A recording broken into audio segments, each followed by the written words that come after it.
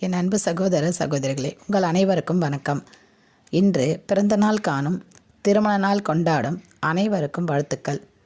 19/9/2025 வெள்ளிக்கிழமை அன்று காலை 6 முதல் 7 வரை சுக்கிரஹோரையில் விளக்கேற்றுவது மிகவும் சிறப்பு.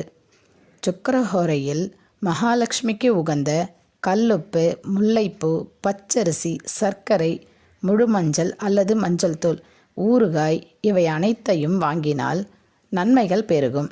வெள்ளிக்கிழமைகளில் விளக்கேற்றும் பொழுது மகாலட்சுமியின் மந்திரமான ஓம் ஸ்ரீம் மகாலட்சுமியே போற்றி என்று 108 முறை கூறி வணங்கலாம். பிறகு கனகதாரா பொன்மழை பாடலை கேட்கலாம். இந்த பாடல் நம் சேனலிலும் உள்ளது. கேட்டு மகாலட்சுமியின் முழு அருளையும் பெறுங்கள்.